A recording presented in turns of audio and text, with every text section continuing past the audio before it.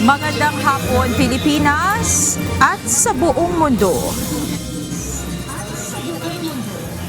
Tayo po ay sabayang napapakinggan sa Radyo La Verdad 1350, ang UNTV Radio. At una sa ating mga balita.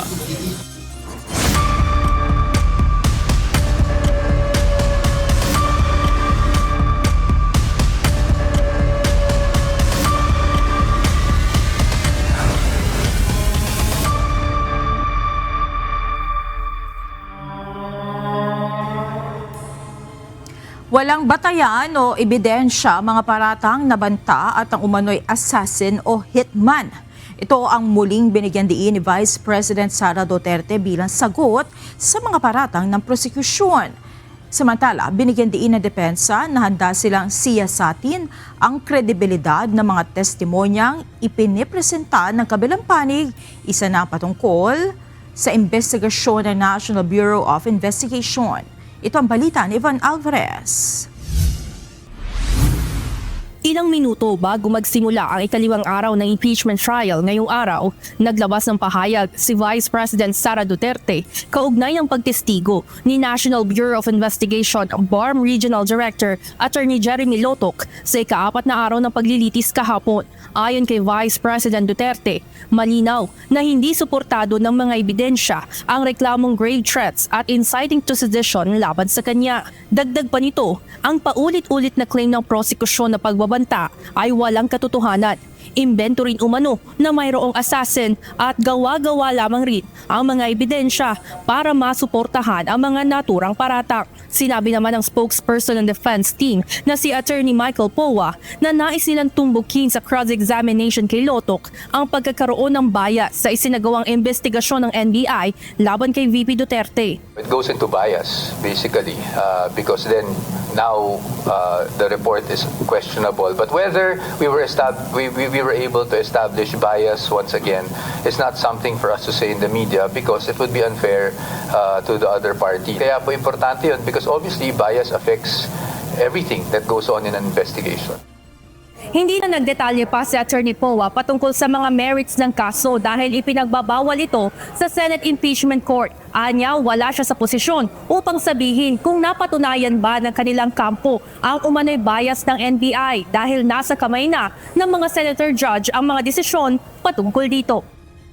Itinalaga naman si Attorney Justin Nicol Gular, isa sa miyembro ng defense panel bilang deputy spokesperson ng kampo. Kasi nga, minsan nahihirapan na ako with media schedule. So, I'm tapping him to be the deputy spokes of the defense team. So in case hindi ako available, at least someone will help the defense in terms of having to get their message across.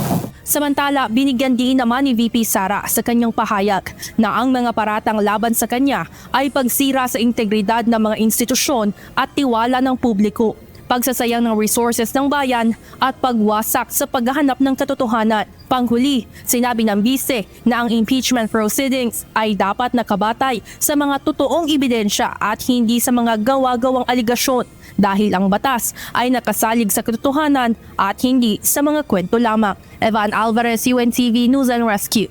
Diyos ang aming sandigan, serbisyo publiko ang aming pinahahalagahan. Tila minaliit naman ang isang prosecutor and defense counsel ni Vice President Sara Duterte. Kaugnay ito ng umano'y technical argument sa ginawang cross-examination ng depensa sa ikalawang testigo ng prosekusyon sa impeachment trial. Ito ang balita ni Rosalie Cos. Yan na ba yung best nyo? Parang galingan nyo pa na onte. Kasi even if they had raised document discrepancies on cross, it did not diminish the threat itself. It does not basically diminish, impinge the credibility of Attorney Lotok. Typographical errors, maling spelling sa affidavit at iba pang clerical errors. Ilan ito sa ipinunto ng Defense Counsel ni Vice President Sara Duterte sa ginawang cross-examination sa ikalawang testigo ng prosekusyon na si Attorney Jeremy Lotok, Chief ng Cybercrime Division ng National Bureau of Investigation o NBI. Si Attorney Lotok ang nanguna sa ginawang investigasyon sa threat videos ni VP Duterte laban kina Pangulong Ferdinand Marcos Jr. at iba pang matataas na opisyal ng pamahalaan. Ayon sa House Prosecution, hindi nabasag ng estratehiya ng depensa ang argumento ng prosekusyon na may ginawang aktwal na matinding pagbabanta ang pangalawang Pangulo. Ang pinag-usapan pa rin po natin dito, yung pong banta ng pangalawang Pangulo, sa House Speaker, at sa First Lady. So hindi ho nagbabago yun. Tuloy pa rin ho yun. Ang tanong ho dito para sa amin ay, ito bang mga sinasabing maling spelling, maling petsa, maling docket number, no? Meron bang epekto ito dun sa seryosong usapin ng pagtataksil sa tiwala ng bayan sa pamamagitan ng pagkakaroon, no, ng agreement, no, sa isang mamatay tao na patayin ng presidente? So yan ho yung katanungan na dapat nating pare-parehong sagutin. Bakit ba tila nililihis ng defense yung issue? Bakit hindi nila sagutin totoo ba o hindi yung pagbabanta ng pagpatay? Question din ni Representative Ridon ang tila umano pagsasangkot sa tanggapan ng presidente sa ginawang investigasyon ng mga otoridad sa grave threats ni VP Duterte. Dagdag pa nito, ang vice-presidente ang dapat tumugon sa mga matitinding aligasyon laban sa kanya. Dalawang bagay ho yung kailangan pagpilian ng pangalawang Pangulo. Kung ito ho yung pag-uusapan natin. Una, kung totoong hindi siya kumuha ng killer, ibig sabihin niya Vice President that lies. Di ba? Pero kung totoo na nag-contract siya ng killer, then you have a Vice President that contracts a killer. Mamili na lang ho siya dun sa dalawang bagay po na yun. Samantala, tumanggi na ang defense team spokesperson ni VP Duterte na si Attorney Michael Poa na tumugon sa pasaring ni Representative Ridon. Congressman Ridon is entitled to his own opinion, and I don't think it would be appropriate for me to comment on that. We do not engage in such discourse. Inaabangan naman ng prosekusyon kung mas iigting pa ang technical arguments ng defense team ni VP Duterte at kung haharap na ba ang respondent sa impeachment trial. Bosa Licoz, UNTV News and Rescue. Diyos ang aming sandigan, serbisyo publiko ang aming pinahahalagahan. Maituturing na pinakasukdulan ng alitan ni na Pangulong Ferdinand Marcos Jr. at Vice President Sara Duterte ang nagaganap na impeachment trial. Ayon sa isang political analyst, wala namang ibang motibo ang nasabing paglilitis kay VP Sara kung hindi gawing patas ang laban sa 2028 presidential elections. Ito ang balita ni Nel Maribuhok. Actually, itong kabuuan na impeachment trial, ito ay, ang tingin ko dito, no?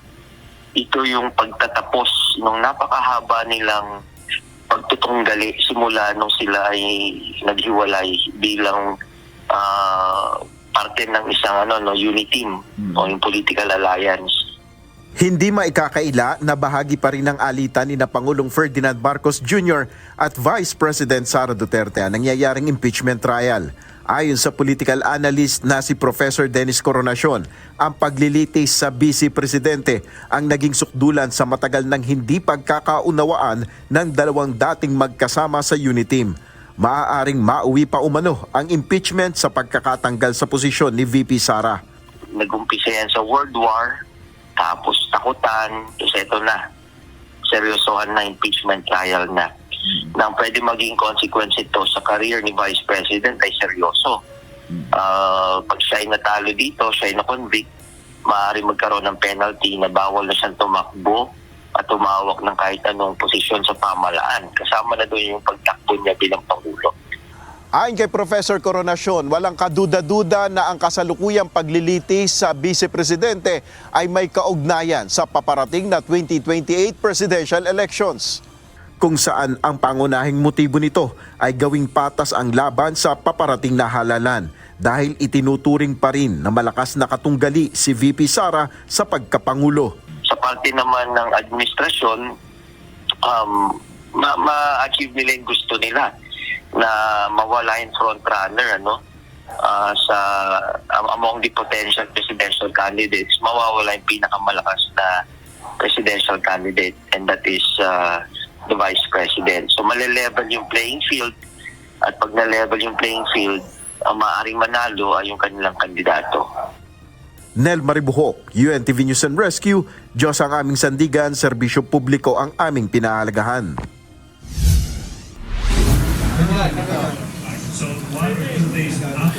Samantala, sumailalim sa medical evaluation ngayong araw sa Philippine General Hospital si Senator Dante Marcoleta. Alinsunod sa utos ng Sandigang Bayan. Layo ng pagsusuring medikal na alisin ang pagdududa ng ilang kritiko kaugnay ng tunay na kondisyon ng mambabatas matapos itong maaresto sa kasong plunder. Ito ang balita ni Lea Ilagan. As per orders po ng Sandigang Bayan, ay dadalhin po siya sa UP PGH na kung saan ay mag-undergo siya ng medical evaluation as per order by the Sandigang Bayan. After which ay dadalhin po siya pabalik dito sa PNP General Hospital. Nakasakay sa wheelchair si Senator Dante Marcoleta nang ilabas mula sa kanyang silid sa Philippine National Police General Hospital bago isakay ng coaster patungo sa University of the Philippines sa Maynila kung saan naroon ang Philippine General Hospital. Nakasuot din ito ng bulletproof vest sa ibabaw ng orange detainee shirt at nakaposas. Ayon kay PNP Public Information Office Acting Chief, Police Colonel Allen Reyco, pinagsuot ito ng bulletproof vest para matiyak ang seguridad ng mambabatas. Siguro obvious naman po yung vest, protection po sa kanya yan, any eventuality. We plan for any eventuality, lahat po ng contingency ay pinagpaplanuhan natin. Of course, personal protection po ng ating senador. Pasado alas 11 ng umaga na lumabas ang convoy ng senador, kasama ang mga tauhan ng PNP Criminal Investigation and Detection Group. Sinabi ni Colonel Co, nais ng Sandigan Bayan na dalhin sa ibang ospital ng mambabatas para sa medical evaluation upang mabura ang duda ng publiko kaugnay sa tunay na kondisyon ng kalusugan ng senador. I choose to believe that it's not, rather than doubting yung evaluation po ng ating mga doctors dito, ay ginawa po ito ng Sandigang Bayan para po ma-arrange na nga any doubts from the public. Yung doubts at yung agam-agam ng ating publiko. So, nagkakaroon na ng question siguro dahil nga sa evaluation ng ating mga doktor. So, this will definitely show kung ano po talaga ang status ni Senator Marcoleta. Ang direktor mismo ng UP-PGH ang inatasan ng Sandigan Bayan na magsumite ng report sa kanila sa July 15, kaugnay ng kalusugan ni Senator Marcoleta. Ayon kay CIDG-NCR Chief Police Colonel John Giagi, muling isinalang ang senador sa X-ray, 2D echo at blood tests sa PGH. Bagamat tumaas ang blood pressure nito na nasa 160/70, ay tiniyak ng ospital na fit to travel naman ito bukas. Tiningnan lahat yung medical records niya upon arrival doon. Tinan over ng ating doctors here sa PNPGH yung medical record niya. They have gone through it and then tiningnan yung mga vital signs niya upon arrival. Medyo nag-elevate kanina nung from here kasi 130/80. Nung pagpunta natin doon, umakyat ng 160/70. So, aside from that is ginawa lahat yung mga laboratory examinations. Muli namang nanindigan ng PNP na walang special treatment na ibinibigay sa senador sa kabila ng mahigit 1 linggong pananatili nito sa PNPGH. He was specifically committed not to a jail yet but sa CIDG. So, incumbent upon us na pag mayroon pong nakakustodiya sa amin, may naramdaman, may masamang pakiramdam o may sakit, ay siyempre, ano pang gagawin natin? Kundi dadalhin natin sa ospital. And yung rooms naman dito, wala namang, if I remember correctly, ay wala naman dito yung mga VIP rooms na ano talaga, yung normal rooms lamang. So, doon po siya dinala at doon po siya nagpapagaling. Halos 1 oras lamang ang itinagal ni Senator Marcoleta sa Philippine General Hospital dahil sa kanyang medical evaluation. Nakabalik ito sa PNP General Hospital pasado 1:00 ng hapon. Bukas ng umaga, nakatakda namang dalhin si Senator Marcoleta sa Sandigan Bayan. Lea Ilagan, UNTV, News and Rescue. Diyos ang aming sandigan, serbisyo publiko ang aming pinahahalagahan.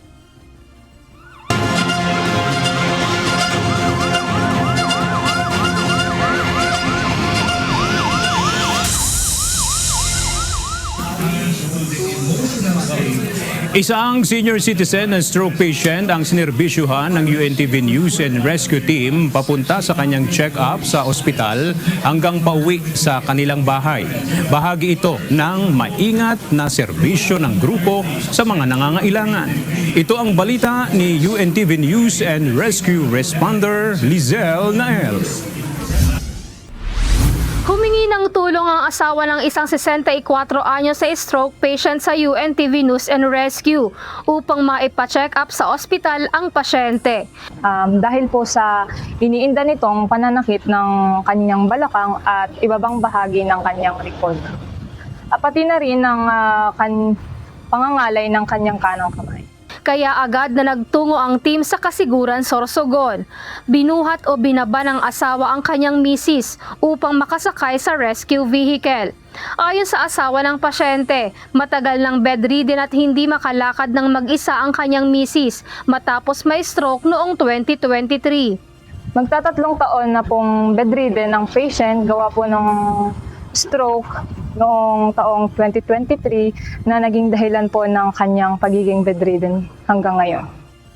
Patuloy din itong iniinda ang pananakit ng balakang at pangangalay ng kanang kamay kaya nagpasya silang magpatingin sa doktor. Angat po tayo, no? 1, 2, 3. Yan. Okay na po. Maingat namang inalalayan ng team ang pasyente mula sa kanilang tahanan patungong Sorsogon Provincial Hospital para sa check-up. Habang nasa biyahe, patuloy na binantayan ng team ang kanyang vital signs. Matapos ang check-up, inirekomenda ng doktor na magpatuloy ang pasyente sa physical therapy at pagpapasuri ng kanyang laboratory.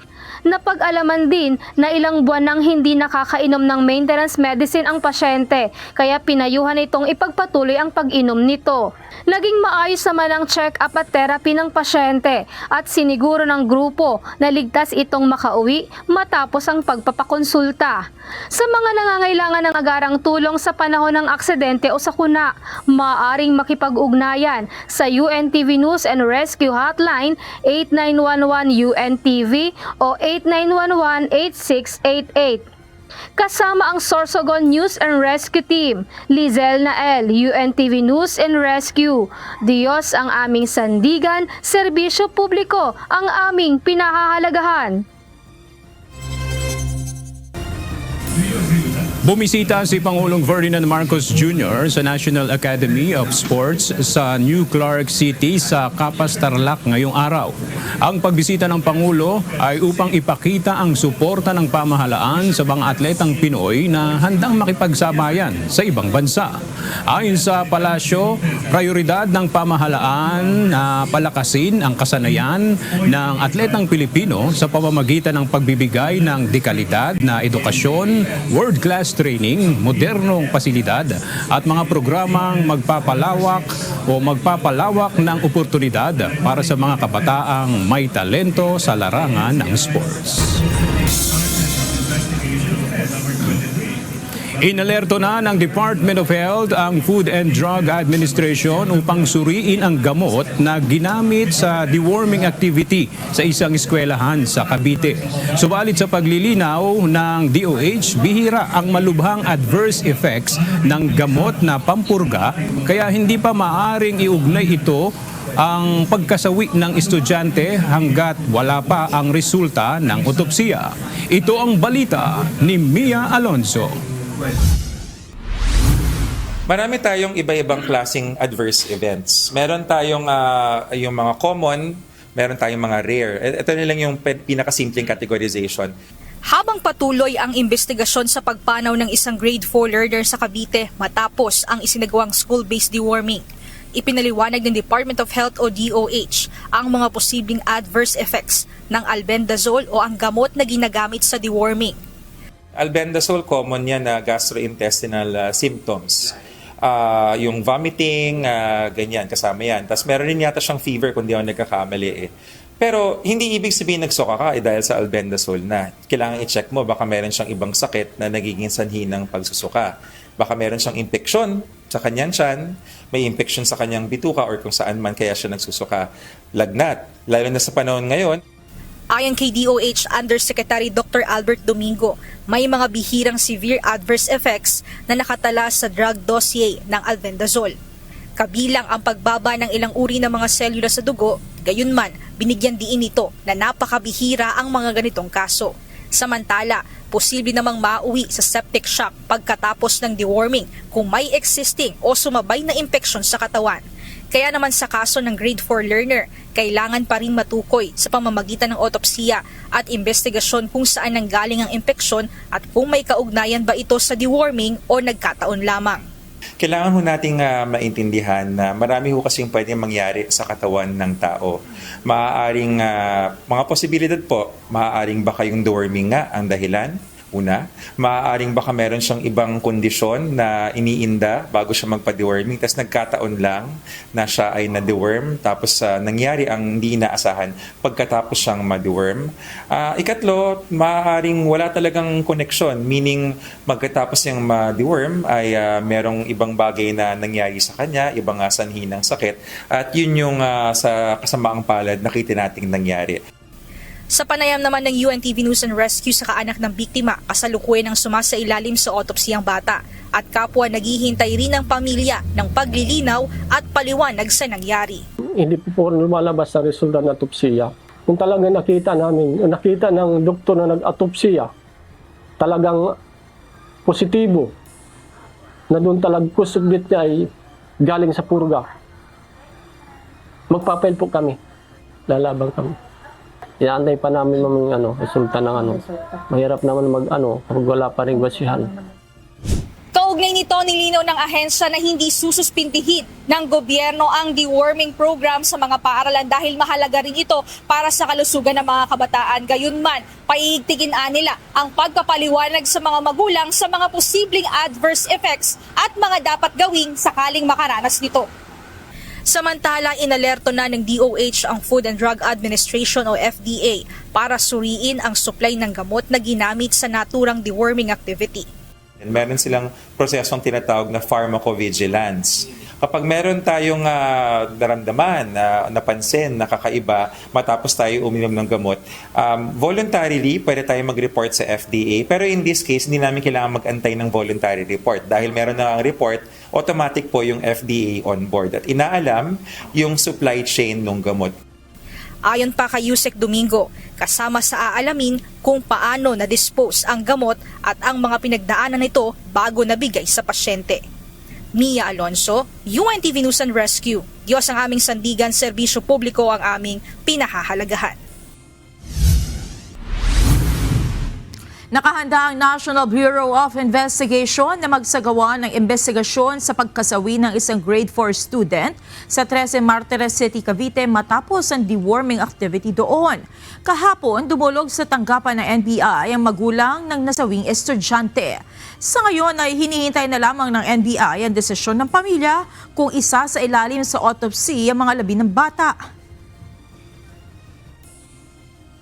Meron na kami investigation pero yung pag-autopsy that will be also an option of the family. So kung bigyan kami ng go signal to do that, we will do that.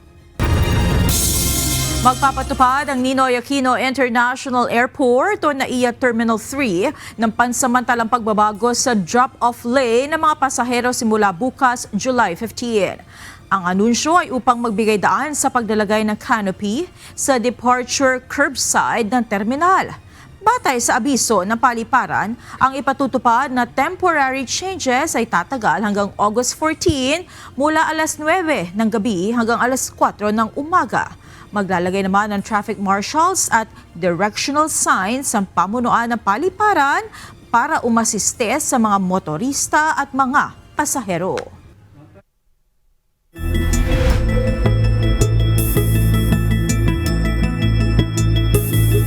Humina na ang bagyong Josie na ngayon ay isa na lamang low pressure area o LPA.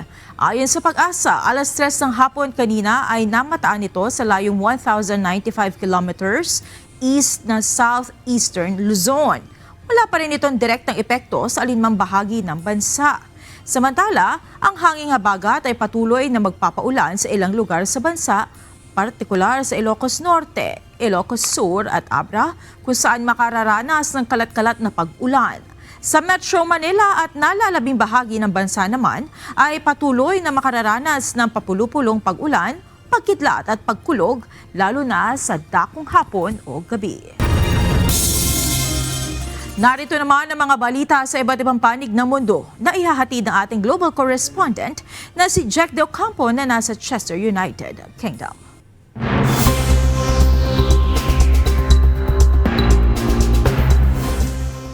Magandang gabi naman sa inyo dyan sa Pilipinas. Nagsimula na ang takeover ng Amerika sa Strait of Hormuz, bagay na mariing tinututulan at pinabubulaanan ng Iran. Kapwa nagpahayag ng pag-angkin sina United States President Donald Trump at Iranian Foreign Minister Saeed Abbas Araghchi na ang kani-kaniyang bansa ang maituturing na guardian ngayon ng Strait of Hormuz. Ito ang balita ni Noel Poliarco. Nagbabala ang Iran na isasara ang Red Sea kasama ang Persian Gulf at Sea of Oman kung muling igigiit ng Amerika ang pagpapatupad sa US blockade sa Strait of Hormuz at sa pagpasok ng kanilang mga barko.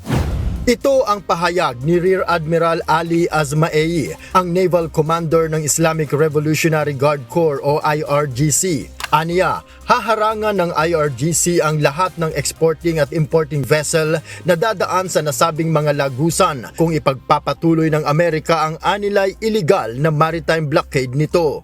Nauna nang sinabi ni United States President Donald Trump na ang Amerika ang magsisilbi ng bantay o guardian ng Strait of Hormuz at nagpahiwatig na maniningil para sa kanilang serbisyo.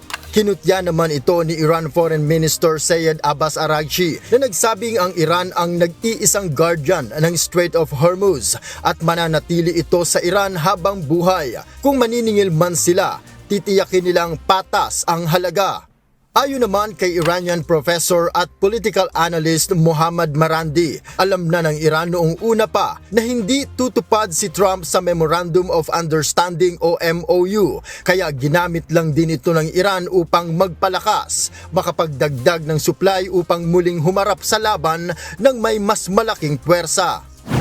Sa kabila ng palitan ng matitinding retorika, naninindigan si Trump na wala ng urungan ang pag-atake ng Amerika sa Iran. Sa ngayon, tuloy ang pag-takeover ng US sa Strait of Hormuz. We're taking out all of their capability for anything having to do with the Strait, with the Hormuz Strait. And I think in the end, we will end up just controlling the whole thing. We'll have it under control very quickly. Ayon sa ulat, July 10 pa nang sumulat si Trump sa US Congress upang ipaalam ang plano nitong muling pag-atake sa Iran at pagpapatupad na muli ng blockade bilang parusa sa Iran sa ginawa nitong pag-atake sa ilang commercial vessels sa Hormuz Strait noong July 6 at July 7. Ngunit sa pinakahuling panayam sa US leader, sinabi nito na hindi niya isinasara ang pinto para sa isang kasunduang pangkapayapaan sa Iran. Pero sa ngayon, tuloy sila sa bakbakan at tuloy ang pagharang sa mga barko ng Iran.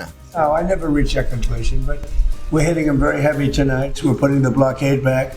And it's a blockade not for anybody but Iran. In other words, anybody doing business with Iran can't go through. Everyone else will be able to go through. So it's a blockade. It's a very strong blockade. The blockade was probably more effective even than hitting them, but I think the combination is the thing that really does it. But you think a deal is still possible? Yeah, I think a deal is possible. Sure, I do. Noel Poliarco, UNTV News and Rescue. Diyos ang aming sandigan, serbisyo publiko ang aming pinahahalagahan. Bumuo ng task force ang United States Department of Justice upang matukoy at papanagutin ang nag-leak o naglabas ng isang sensitibong impormasyon sa media. Ang issue ay may kaugnayan sa isang jet fighter na bumagsak sa teritoryo ng Iran noong Abril, kaya naglunsad ng rescue mission ang US. Ayon kay US Department of War Secretary Pete Hegseth, na ilagay sa alanganin ang national security at ang rescue mission sa piloto dahil sa nasabing leakage. The unauthorized disclosure of sensitive War Department information has the very real potential to cause exceptionally grave damage to our national security and the operational integrity of our armed forces. To combat the dangers that leaks pose effective immediately, I have delegated tasking authority to the War Department's Office of General Counsel, empowering OGC to request and receive all information, records, and support across the department concerning media leak investigations. Magugunitang nagbabala noon si US President Donald Trump na ipahanap ang leaker ng impormasyon na hindi dapat nakarating sa mga Iranian. Matapos lumabas ang intelligence info, nag-anunsyo ng reward ang Iran sa sinumang makakakita sa nasabing piloto. Hindi na makapapasok sa Yemeni airspace ang mga eroplano ng Iran ayon sa gobyerno ng Yemeni Republic. Kasunod ito ng paglabag ng Iranian-backed Houthi militia sa umiiral na airspace blockade ng Saudi government. Nitong Lunes, nagpalita ng pag-atake ang dalawang bansa, indikasyon ng muling pagbuhay sa ilang dekada ng sigalot ng Yemen at Saudi Arabia. Ito ang balita ni Bradley Robuza. Inatake ng mga rebeldeng Houthi ang Yemen ang Abha International Airport sa Saudi Arabia. Kinumpirma ito ng Yemen Armed Forces at sinabing umatake sila bilang ganti sa pambobomba ng Saudi Arabia sa Sana'a International Airport nitong Lunes, oras sa Yemen. إصرارا من العدو السعودي على مواصلة حصاره الجائر على الشعب اليمني وفي تمام الساعة 1:54 Ang Houthi rebels ay suportado ng Yemen Armed Forces. Batay sa ulat, inatake ng Saudi ang paliparan upang hindi makalapag ang eroplanong nagmula sa Iran. Nyulan ng nasabing eroplano ang ilang delegasyon ng Yemen sa state funeral kay Iran Supreme Leader Ayatollah Ali Khamenei kasama ang ilang pasyente at medical supplies. Nagawa naman ng pilotong mailihis ang eroplano at makalapag sa pantalan ng Hodeidah. Ang kauna-unahang pagtatangka at pagpasok ng Iran sa nakalipas na 10 taong airspace blockade ng Saudi sa Yemen. Kinukundina ng grupong Houthi ang anilay brutal na agresyon ng Saudi government na natitiyak nilang suportado ng Amerika at Israel. من ظهر يومنا هذا الاثنين قام العدو السعودي بالعدوان السافر عبر طيرانه الحربي على مطار صنعاء الدولي. Nagbabala ang Yemeni Armed Forces na aatakihin din nito ang mga eroplanong dadaan sa Saudi airspace hanggat hindi nito inaalis ang airspace blockade sa Sana'a Airport. Nauna nang inatake ng Yemen ang King Fahad Airport at ilang oil depot ng Saudi Arabia. Nagpasalamat ang grupo sa Iran sa pagtulong sa kanila sa paglunsad ng pag-atake. Ang Sana'a Airport ang tanging paliparan na access ng Iran at Yemen sa isa't isa. Ang Sana'a at ang hilagang bahagi ng Yemen ay baluwarte ng Houthi militia na suportado ng Iran, habang ang Aden at timugang bahagi ng bansa ay sakop naman ng internationally recognized na Republika ng Yemen na suportado naman ng Saudi Arabia. Kasunod ng pangyayari, inianunsyo ni Yemeni President Rashid Al-Alimi ang pagbabawal sa anumang Iranian aircraft na pumasok sa Yemen na tahasang pagtaliwas sa Houthi-backed armed forces. Ayon sa Yemeni leader, patuloy ang pagkilos ng pamahalaan upang mapalaya sa Houthi militia at magkaroon muli ng commercial flight sa Sana'a Airport para sa kapakinabangan ng mga sibilyan. Ipinag-utos rin ito sa Yemen Republic Security Council na siguruhing mapipigilan ng Iran na maudyukan ang mga Yemeni nationals na sumama sa giyera sa rehiyon. Bradley Robuza, UNTV News and Rescue. Diyos ang aming sandigan, serbisyo publiko ang aming pinahalagahan. Sa ibang balita, makatatanggap ng dagdag na incentive na 500 Singapore dollars ang bawat Singaporean citizen edad 12 taon pababa. Alinsunod ito sa Child Life SG credits na ipinatutupad ng Singapore government para sa mga mamamayan nito. Lahat ng Singaporean children na ipinanganak mula 2014 hanggang 2025 ay makakakuha ito epektibong ngayong araw, habang ang mga ipinanganak ngayong 2026 ay matatanggap ang insentibo sa April 2027. Ayon sa Ministry of Social and Family Development ng Singapore, otomatiko nang papasok ang payout sa Child Development Account ng bawat kwalipikadong bata.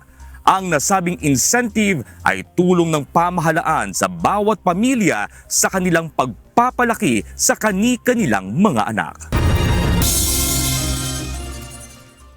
At yan ang mga balita mula sa iba't ibang panig ng mundo. Mula dito sa Chester, United Kingdom, ako si Jack De Ocampo. Magandang gabi.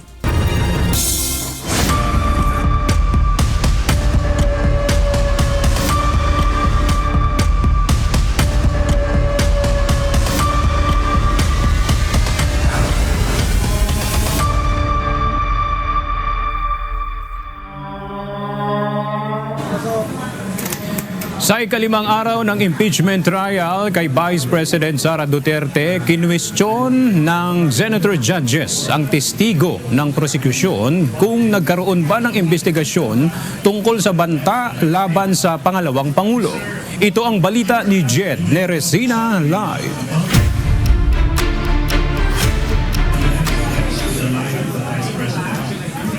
Jed, ano yung detalye dito sa investigasyon ng National Bureau of Investigation kaugnay dito sa nasabing banta?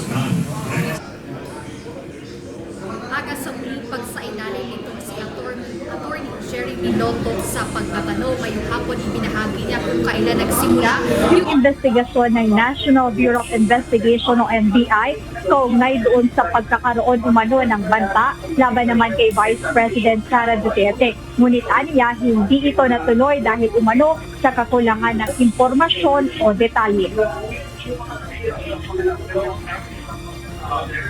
Itinigil ng National Bureau of Investigation o NBI ang kanilang investigasyon hinggil sa umano'y banta sa buhay ni Vice President Sara Duterte. Ito ang inihayag ng dating hepe ng Cybercrime Division ng NBI na si Attorney Jeremy Loto, ang pangalawang testigo ng prosecution. Paliwanag ni Attorney Loto, kulang sa sapat na detalye at impormasyon ang kampo ng Vice Presidente para magkaroon ng malinaw na basihan ang kawanihan sa kanilang investigasyon. Ayon sa testigo ng prosecution, walang nakitang relevant security issue ang NBI dahil sa kawalan din ng detalye at hindi pagpapakita nila VP Duterte sa kanilang patawag para sana magbigay linaw sa umano'y banta sa buhay niya, kabilang na ang kontrobersyal na Oplan Romano. Dito ho, sa threat ng Vice Presidente, wala ho kaming ganong same na information na nakuha. Wala kaming apparent na mayroong threat against sa life ng Vice Presidente. Kasi nga, hindi sila nagbigay ng specific information, hindi ho nagpakita ang Vice Presidente para mag-shed light doon sa investigation namin. Dito sa Vice Presidente, allegation siya, wala kaming ma-validate na information, so hindi ho pa magti-trigger yung investigation doon. Bukod dito, biniglang linaw naman ng dating chief ng NBI Cybercrime Division sa ikalimang araw ng impeachment trial sa Senado kung bakit pagdating naman sa banta o grave threat na binitiwan ni VP Sara Duterte laban sa Pangulo ay kusa nila itong inimbestigahan. Magkaiba po siya yung grave threats na inatter ng Vice President against the President. Apparent po siya, Your Honor, nakita po namin. Nasa video, inauthenticate namin yung video, nag-testify yung mga may personal knowledge na in fact sinabi niya yon. So, malinaw ho na nag-exist yung utterances na yon that qualifies the crime of grave threats. So definitely under the law, ang NBI can motu proprio undertake an investigation. Samantala, nang tanungin naman ni Senator Judge Erwin Tulfo kung katiwa-tiwala ba ang mga impormasyon mula sa nagngangalang Princess Nawi na nasa online press conference ni VP Duterte hinggil sa Oplan Romanov, ang naging sagot ng NBI ay no o hindi. Sir, yung una po namin ginawa, we try to invite Princess Maui to shed light doon sa sinasabi nilang Romanov. Since hindi ho nag-appear si Princess Maui, wala ho kaming basis. So, classify muna namin ito na non-validated information. Naghanap kami sa open source. Yun nga, ang nakita namin, ang unang nagbigkas niyan, si Mayor Baste. So, medyo nakita namin, teka muna, parang baliktad yata ang sitwasyon. Kung kay Mayor Baste nagsimula ang Romanov, bakit dito ito yung tinatanong ni Princess Maui sa Vice Presidente? So, medyo it doesn't make sense, sir. Wala kaming na-validate since hindi nag-appear si Princess Maui. So we classify the information as unvalidated. Aga karagdagang detalye sinabi ni Attorney Lotok dito nga sa ikalimang araw ng impeachment trial ni Vice President Sara Duterte na they really invited itong si Princess Maui na nasa press conference or yung online press conference ni Vice President Sara Duterte kung saan niya binanggit yung mga pagbabanta niya doon sa ilang matataas na opisyal ng pamahalaan. Sabi ni Attorney Lotok na kung nagtungo o sumagot sa patawag itong si Princess Maui, makakapagbigay linaw sana siya at makakapagbigay ng karagdagang impormasyon na maaaring magamit sana ng NBI sa kanilang investigation o kaya naman doon sa kanilang case build-up na gagawin dahil tila contradicting kasi yung mga detalyeng nakalap nila Attorney Lotok dahil itong Oplan Romanov or yung Operation Romanov, ang context talaga nito is banta or threat sa first family. So si Princess Maui na itong Oplan Romanov is against the Vice President. So sa mga oras na ito, nagpapatuloy yung impeachment trial ni Vice President Sara Duterte. So natapos na nga yung cross-examination ng defense at yung mga ilang clarificatory questions ng senator judges at ngayon ongoing naman yung redirect examination ng prosecution panel dito sa pangalawa nilang testigo na si NBI Regional Director at dating hepe ng Cybercrime Division ng NBI na si Attorney Jeremy Lotok. Ayan muna update mula rito sa Senado. Balik sa'yo, Aga. Maraming salamat, Jed Neresina. Pinabulaan na ni National Bureau of Investigation Director Melvin Matibag ang mga kumakalat na balita na hindi umano siya nakahandang tumistigo sa isinasagawang impeachment trial ni Vice President Sara Duterte. Sa halip ay hinihiling nito na mas maaga lang siyang isalang dahil sa dadaluhang official engagement sa Thailand. Ito ang balita ni Benedict Samson. I don't have to wait for the subpoena. Kung voluntary ka naman pupunta, hindi naman na kailangan ng subpoena. Kung pwede sana na mapaaga. We showed our willingness na magtestigo at readiness na magtestigo po. Voluntaryo at nakandang tumestigo si National Bureau of Investigation Director Melvin Matibag sa ginagawang impeachment trial ni Vice President Sara Duterte. Ayon sa NBI Director, wala umanong katotohanan ang kumakalat na balita na hindi umano siya dadalo rito. Sa halip ay humihiling lang siya na mas mapaaga sa itinakdang schedule sa kanya ng impeachment court para ito ay dumalo. Kasi nakaschedule ako on the third week. 30 weeks yan, on the third week ako. Nire-request ko sana itong week na to because meron akong imbitasyon sa Bangkok. Yung sa Scam Summit ito. This is one of the occasion kung saan yung ating pag-stay out of the gray list dun sa money laundering. Ayon kay NBI Director Matibag, ang liham na kanyang ipinadala ay paghiling sa impeachment court at hindi upang pangunahan ang korte. I respectfully requested, hindi po ako nagdidikta. I think wala po tayong poder na magdikta. We have high regards to the impeachment court and mataas po respeto natin. At kahit may political na aspeto na nagaganap sa impeachment trial sa pangalawang Pangulo, tiniyak naman ng NBI na mananatili silang nakabatay sa ebidensya. Impeachment is political in nature. Pero alam po ninyo dito sa NBI, kung saan dinadala ng ebidensya, ng facts, ng batas at ng proseso, ay doon po natin dadalhin yan at lang. Samantala, inihayag ng NBI chief na mahalagang oportunidad para sa kanilang hanay ang dadaluhan nitong international event sa bansang Thailand. yung opportunity na magkaroon kami ng side meeting ni Director Kash Patel because of our success doon sa mga most wanted nila na ibalik na natin sa kanila. He wrote me a letter of congratulations and gratitude. Benedict Samson, UNTV News and Rescue. Diyos ang aming sandigan, serbisyo publiko ang aming pinahahalagahan.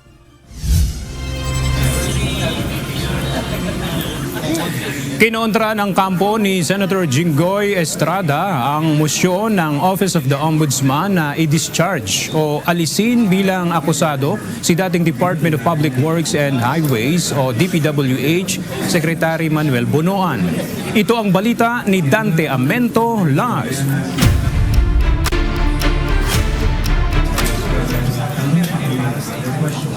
Yes, Dante.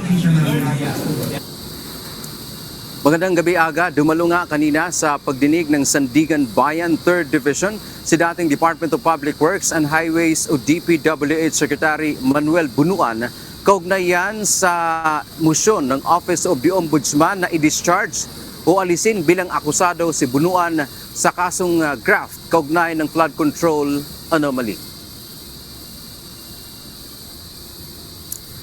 Kinontra naman ng kampo ni Senator Jinggoy Estrada ang motion. Si Estrada at Bunuan ay kapwa-akusado sa nasabing kaso. Ayon sa kampo ni Estrada, tapos nang na-arraign o basahan ng sakdal ang kanilang kliyente.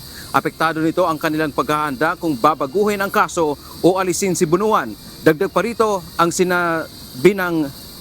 sinabi na may conspiracy o sabuatan kina Bunuan at Estrada. Kapag alisin niya ito ay mawawala ang teorya ng sabuatan. Nanindigan naman ang prosekusyon o ombudsman na mayroon silang diskresyon kung sino ang kakasuhan o hindi. Formal amendment lang din anya ang kanilang gagawin kaya hindi nito maapektuhan ang karapatan ng mga akusado tulad ni Estrada.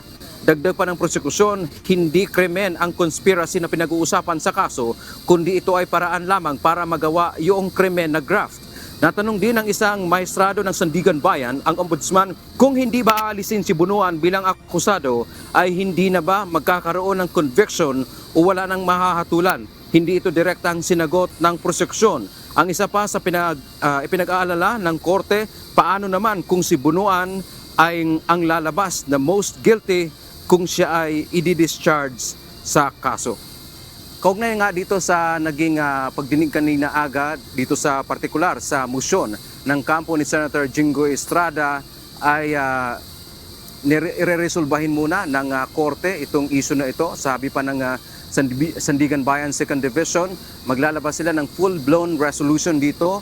So ibig sabihin, didesisyonan ng korte kung pagbibigyan ba yung motion ng Office of the Ombudsman na aalisin na nga si dating Secretary Bunuan bilang akusado dito sa kasong graft o kaya naman ay mananatili siya bilang akusado. At kaugnay niyan,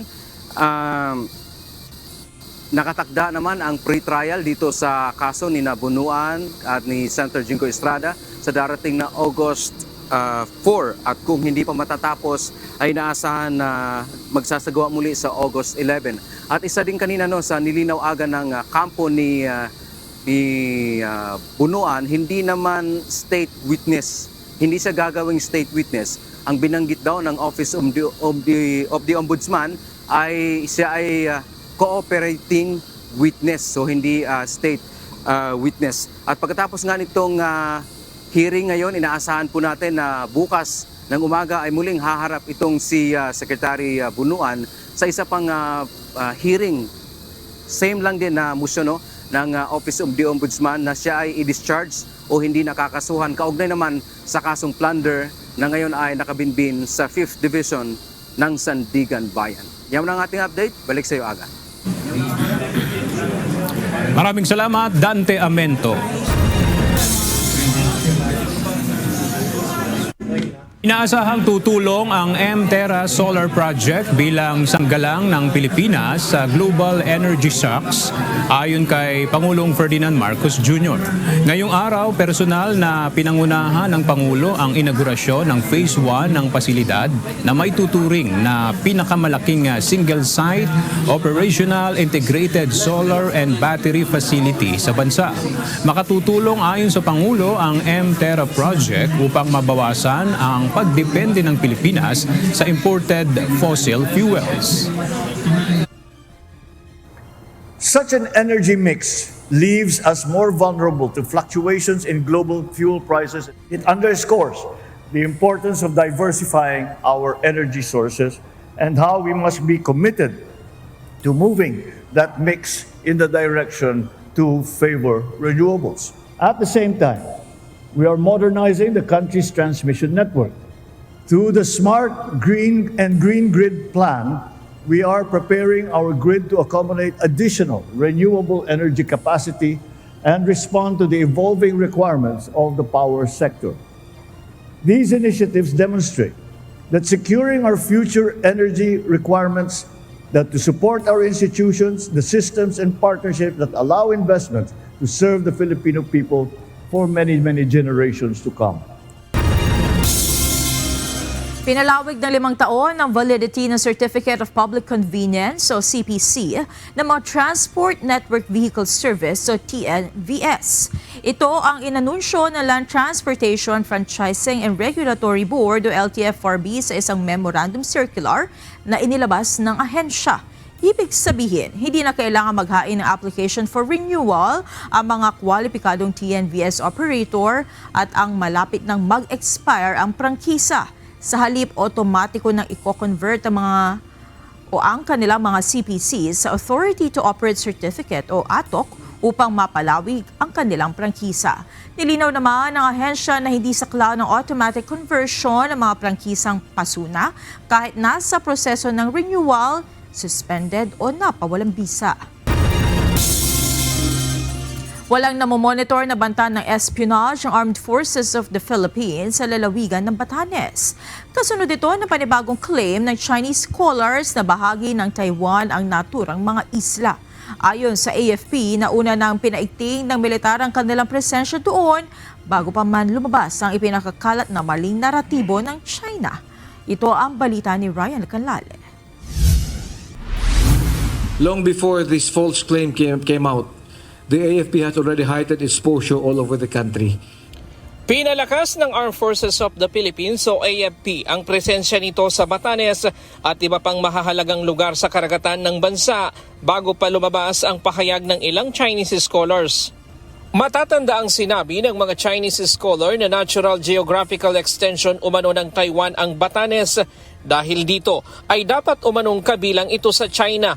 Ayon kay AFP spokesperson for the West Philippine Sea, Rear Admiral Roy Vincent Trinidad, matagal nang nakataas ang security posture ng militar sa ilalim ng Comprehensive Archipelagic Defense Concept o CADC.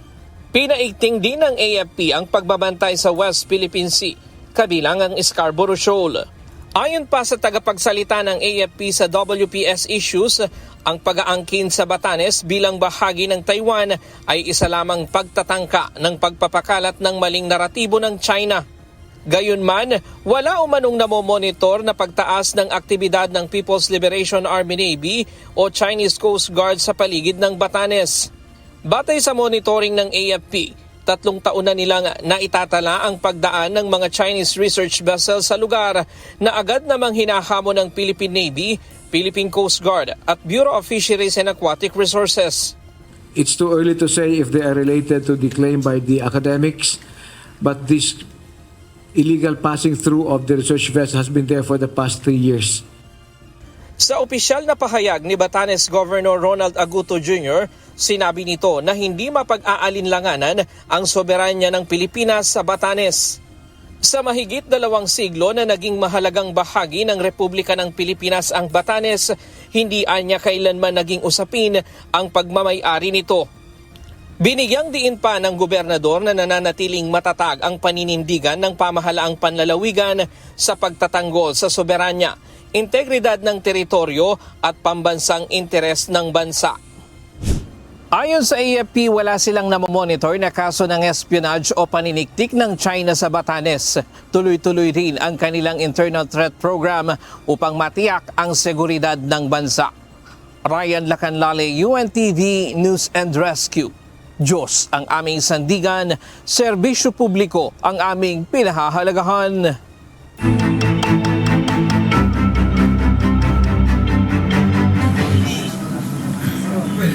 Patuloy ang paglabas ng lava sa Bulkang Mayon habang binabantayan ng Philippine Institute of Volcanology and Seismology o PHIVOLCS ang posibleng paglalapa ng aktibidad nito. Babala ng ahensya, posible ang pagguho ng lava sa itaas ng bulkan at pagkakaroon ng mas mapanganib na usok. Ito ang balita ni Ryan Salatandon. Maraming lava na nailabas. Huling estimates sa lagpas 80 million cubic meters na ng lava. So sumisingaw yun. Maraming mga volcanic gas nang sinisingaw nun. And likely yun yung pinanggagalingan itong yung sulfur dioxide.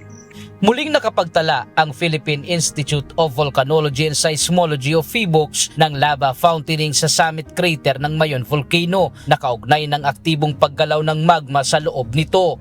Ayon sa ahensya, ang patuloy na paglabas ng lava ang isa sa mga posibleng dahilan ng mataas na sulfur dioxide o SO2 flux na naitala sa bulkan. Babala ng PHIVOLCS, kung magpatuloy ang pag-ipon ng mas malalaking lava deposit sa itaas na bahagi ng bulkan, posibleng magdulot ito ng pagguho ng lava at pagbuo ng mas mapanganib na uson o pyroclastic density current o PDC. Yun yung pinangangambahan natin, baka may matipak na bahagi na naman ulit ng lava flow at magdulot ng pyroclastic density currents. Ang problema ay baka mayroong mga tamaan na pumapasok sa loob ng 6 kilometer permanent danger zone at yun yung mga maring tamaan. Patuloy ang pakikipag-ugnayan ng mga lokal na pamahalaan sa mga residente na nasa 7 hanggang 8 kilometer extended danger zone. Pinasimulan na din ang inventory at house-to-house information drive upang matiyak ang kahandaan ng mga komunidad sa posibleng paglikas kung sakaling lalala pa ang aktibidad ng bulkan. Patuloy din ang oryentasyon sa mga residente hinggil sa mga hakbang pangkaligtasan habang nananatiling nasa mataas na antas ng pagmamatyag ang Bulkang Mayon. Ryan Salatandol, UNTV News and Rescue. Diyos ang aming sandigan, serbisyo publiko ang aming pinahahalagahan.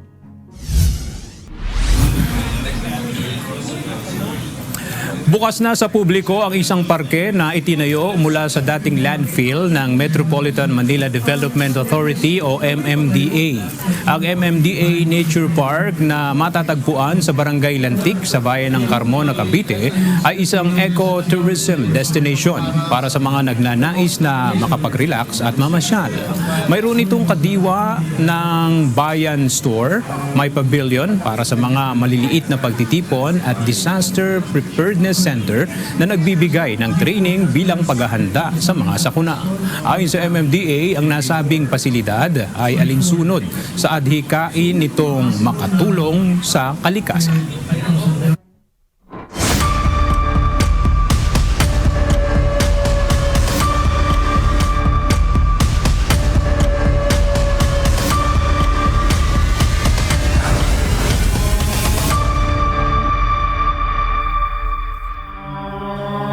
Matapos ang cross-examination ng Defense Counsel, muling nagsagawa ng redirect examination ng prosecution sa pagpapatuloy ng impeachment trial ngayong araw. Ito ang balita ni Ivan Alvarez, live. Ivan, ano ang mga panibagong punto na tinumbok ng prosecution sa kanilang redirect examination?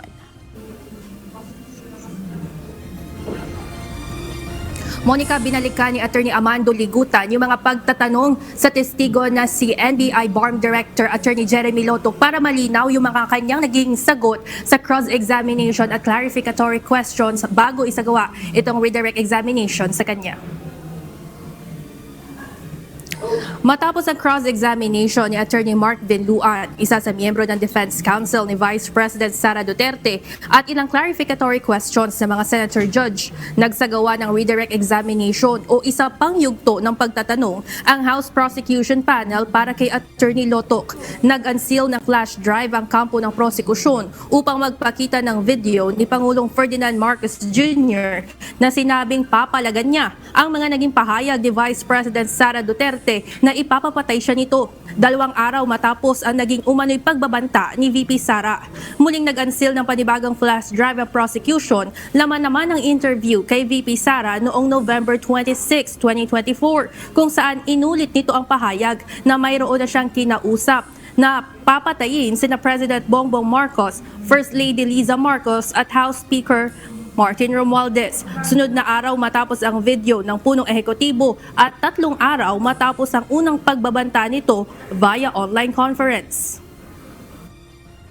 Hindi ho nagbibiro yung Vice Presidente nung inatter niya yung mga utterances noong November 23. At at the same time, yung pagiging furious niya, at yun nga, yung sabi ko, yung fuming liman noong November 2023, dala pa niya hanggang doon sa November 26 kasi nireiterate po niya, Your Honor, at inadmit po niya na meron siyang kinausap na tao to take revenge.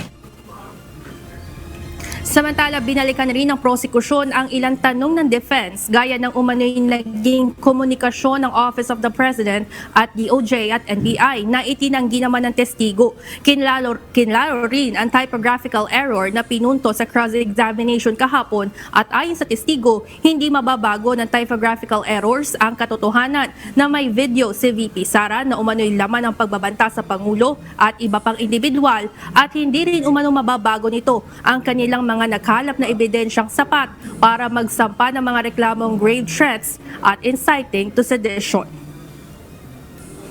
Monica, ilang minuto bago mag-alas 6:30 ng gabi ay natapos itong redirect examination ni Attorney Amando Ligutan kay Attorney Jeremy Lotoc. Pinakahuling tanong ni Attorney Ligutan dito, sino ang papalit kay Pangulong Ferdinand Marcos Jr. sakaling mangyari na mapatay ito at sa kabila ng pagtutol ng defense sa ganitong tanong ng prosekusyon, sinagot ng testigo na ang papalit dito ay si Vice President Sara Duterte. Sa kasalukuyan, nagsasagawa ngayon ng clarificatory question sa mga senator judge kay Attorney Jeremy Lotoc.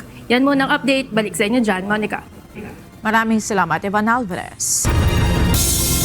Iginit naman ng isang tagapagsalita ng House Prosecution Panel na napanood ng buong bansa ang ebidensya ng pagbabanta ni Vice President Sara Duterte.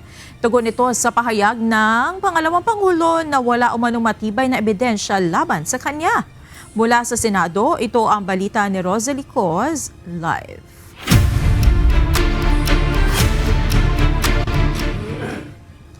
Yes, Rosalie. Monica, kinondena ng isa sa mga tagapagsalita ng House Prosecution Panel yung pinakahuling pahayag ni Vice President Sara Duterte kaugnay ng articles of impeachment laban sa kanya.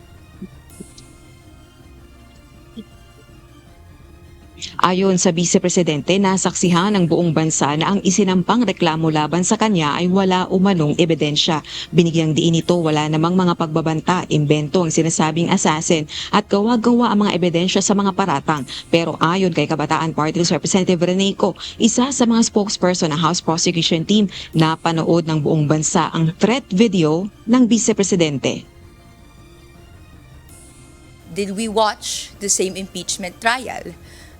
Pakiramdam natin, hindi lang tayo ghosted, pero gaslit din. Dahil all of us, the whole nation, watched the video. We all watched the evidence. Nakita natin, binitawan ni VP Sara yung mga salita na yon. Samantala, sinilip naman ng isang senator judge ang promotion kay Attorney Jeremy Lotoc. Ikalawang testigo ng prosekusyon, si Attorney Lotoc ay head ng Cybercrime Investigation Division ng National Bureau of Investigation o NBI na nanguna sa investigasyon sa video ng press conference ni VP Duterte noong November 23, 2024 kung saan ginawa umano yung matinding pagbabanta laban kina Pangulong Ferdinand Marcos Jr., First Lady Liza Araneta Marcos at dating House Speaker, later Representative Martin Romualdez. Totoo po ba na kayo ang tinatawag na golden boy ngayon sa NBI? I cannot comment on that po, Your Honor. Kasi po ang... nasa BARM po ako, wala ho ako ngayon sa main office, sir. Promotion po ba yon? Yung napunta kayo sa BARM? Balita ko po kasi ilang beses na kayo na-promote sa NBI. 12 years na po kayo, no? Sa NBI? Yes, sir. Opo. Ilang beses na po kayo na-promote? Since na pumasok ko ako sa NBI, Opo. sir, from investigation 1, 2, 3 noong 2015, 2016. Well, nung mula ako na pumasok ako sa academy, from investigation 1 hanggang ngayon sa regional director, sir. Ilang beses po yan? Sa isang taon po, Sa isang taon? Anong taon po, sir, ang tinutukoy nyo? Bago po kayo napunta sa BARM? Bago ho ako napunta sa BARM, regional director po ako ng Mimaropa. Mimaropa? Region 4B, sir. Opo. Kayo po ba ang pumili sa BARM? Hindi po, sir. In the exigency of service, doon po kami nilalagay kung ano ang tingin ng direktor na makakatulong kami sa Bureau. Bukod dito, tinanong din ni Senator Judge Padilla si Lotok kaugnay ng mga reklamong isinampa laban sa kanya. Ayon kay Attorney Lotok, wala pa itong natatanggap na formal na reklamo mula sa ombudsman pero binigyang diing handaan niyang harapin ang anumang kaso. Git pa nito sa NBI ang mantra nila, they avoid the noise and they just finish the job. Maglilimang oras na, Monica, itong ikalimang araw ng impeachment trial kay VP Duterte. Nagpapatuloy naman yung clarificatory questions ng Senator Judges kay Attorney Lotok. So hindi pa tayo nakakatiyak kung maisasalang sa witness stand yung ikatlong testigo ng prosekusyon, si Attorney Zulaika Lopez, ang Chief of Staff ng Office of the Vice President. Pero matatandaan natin na yung ni-request na subpoena ng prosecution panel ay mula July 13 hanggang 14 o hanggang ngayong araw lamang. Balik sa iyo, Monica. Maraming salamat, Rosalie Cos.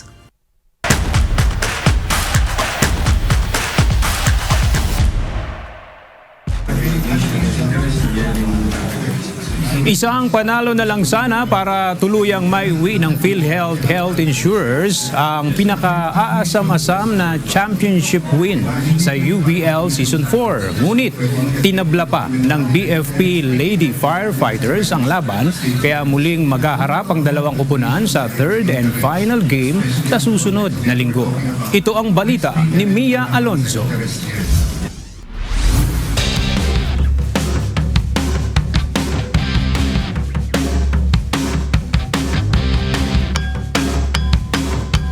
Matitinding rally, matatalim na atake at mahigpit na depensa ang Game 2 ng championship round sa UNTV Volleyball League Season 4. Nagpakita ng matinding determinasyon at gigil na performance ang dalawang kupunan para sa kampanyang masungkit ang kampyonato. Pero bago sumiklab ang inaabangang Game 2 ng Championship Series, nagpainit muna ng court ang mga natatanging manlalaro mula sa iba't ibang kupunan sa pamamagitan ng isang All-Star Exhibition match. Binuo ang Team Hope mula sa mga manlalaro ng PNP, NHA, Pag-ibig Fund at DENR. Habang pinagsama-sama naman sa Team Charity ang mga kiyatawan ng COMELEC, AFP, DFA at MMDA. Nagpalitan ng matitinding atake at makapigil hiningang mga rally ang magkabilang panig. Ngunit sa huli, nakuha ng Team Hope ang best of 2 na panalo matapos ang kapanapanabik na 3 set sa score na 14-25, 25-14 at 28-26. Samantala, bago tumuloy sa game proper, binigyang pugay muna ang mga manlalarong nagpakita ng natatanging husay sa loob ng court sa pamamagitan ng individual awards.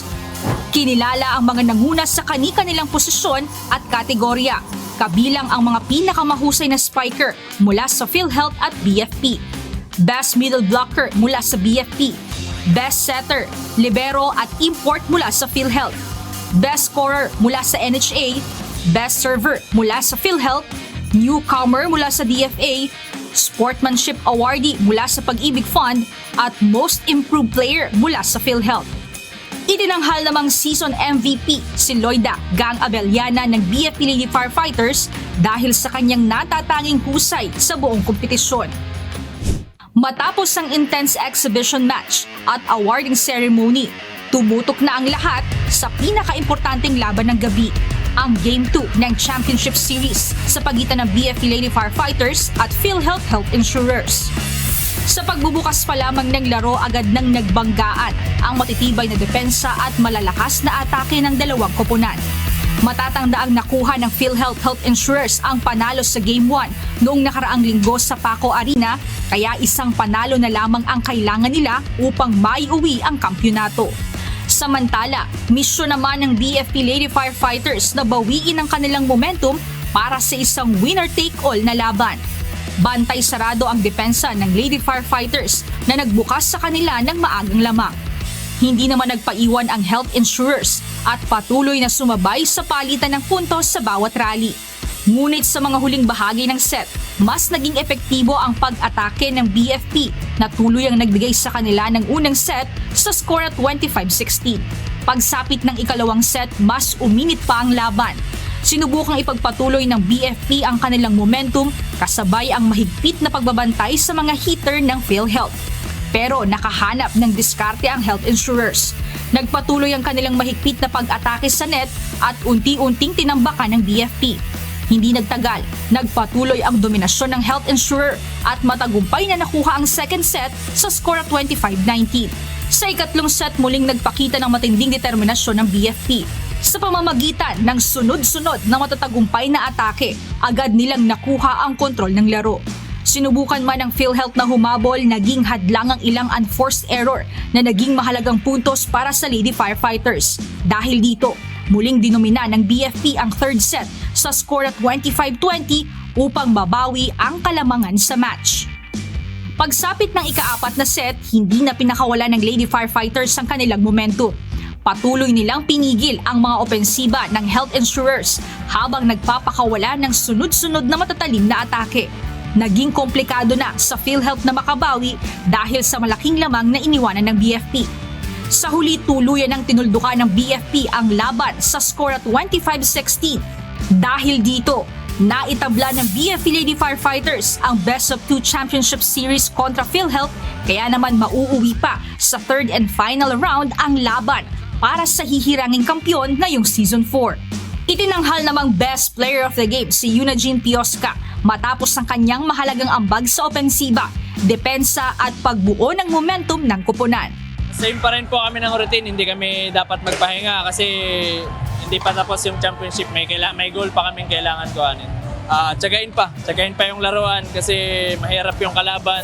Samantala, para sa PhilHealth, bagamat hindi pinalad na tuluyang maiuwi ang panalo, naniniwala naman ang koponan na hindi pa natatapos ang laban at maaari pa silang makabawi. Hindi kami pinalad this game, but hindi pa rin naman kami nawawala ng pag-asa kasi meron pang Game 3, which is the final game. So maghahanda kami ng todo para sa last game for this season. Sipagan lang ulit natin, balik natin yung sigla atin tong season na to. Kaya naman muling abangan sa July 19 ang susunod na sagupaan. Isang laban na tuluyan ang magdidikta sa hihiranging bagong kampyon ngayong Season 4 sa nag-iisang liga ng mga public servants. Abangan ang exciting volleyball action via live streaming sa Facebook at YouTube channel ng UNTV Sports. Win in sports, win for charity. Mia Alonso, UNTV News and Rescue. Diyos ang aming sandigan, serbisyo publiko ang aming pinahahalagahan.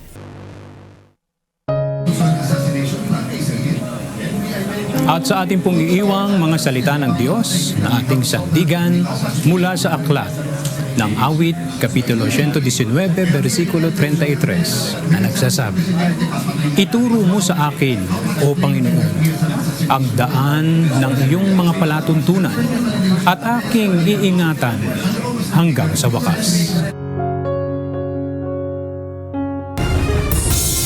At yan ang naging kabuuan ng ating balitaan ngayong gabi. Aming inilahad ng buong katapatan kung paano namin nasaksihan. Kayo po'y makapagtitiwala na ang aming nakita at narinig ang aming ibinabalita. At dito sa UNTV, Diyos ang aming sandigan, serbisyo publiko ang aming pinahahalagahan. Magandang gabi.